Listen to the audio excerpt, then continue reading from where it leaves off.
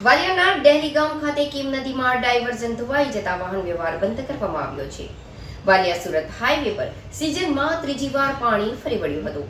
વૈકલ્પિક માર્ગનો ઉપયોગ કરવા સૂચના આપવામાં આવી છે। વાલિયા તાલુકાના ડેહલી ગામ નજીક કીમ નદી પર બનાવવામાં આવેલું ડાયવર્ઝન ધસમસતા પાણીના પ્રવાહમાં ધોવાઈ ગયું છે। આ કારણે સમગ્ર વિસ્તારમાં વાહન વ્યવહાર ખોરવાયો છે। વાલિયા સુરત સ્ટેટ હાઈવે પર આવેલ આ ડાયવર્ઝન પરથી ચાલુ સિઝનમાં ત્રીજી વખત પાણી ફરી વળ્યા છે। નેત્રંગ અને વાલિયા પંથકમાં થયેલા ભારે વરસાદને કારણે કીમ નદીની સપાટી વધી છે। નદીના ઉફાનને કારણે ડેહલી ગામ પાસેનું ડાયવર્ઝન ધોવાઈ ગયું છે। સ્થાનિક પ્રશાસને પરિસ્થિતિની ગંભીરતાને ધ્યાનમાં રાખીને વાહન ચાલકોને વૈકલ્પિક માર્ગનો ઉપયોગ કરવા અપીલ કરી છે। વાહન ચાલકોને હાલ ભારે મુશ્કેલીનો સામનો કરવો પડી રહ્યો છે। પ્રશાસન દ્વારા પરિસ્થિતિ સામાન્ય થાય ત્યાં સુધી વૈકલ્પિક માર્ગનો ઉપયોગ કરવાની સલાહ આપવામાં આવી છે। કિરણસિંહ કોસાળા ડેહલી ગામનો વતની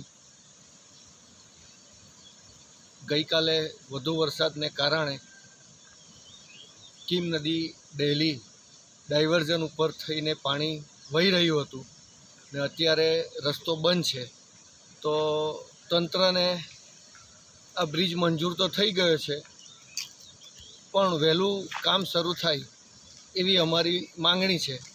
કેમ કે આ ડેહલી મુખ્ય માર્ગ મહારાષ્ટ્રને જોડતો છે। 3 થી 4 તાલુકાના માણસો અહીંયા અવરજવર કરે છે। સ્કૂલ છે, સહકારી સંસ્થા કે વેપારી વર્ગના લોકોને આ ઉપયોગી થાય છે।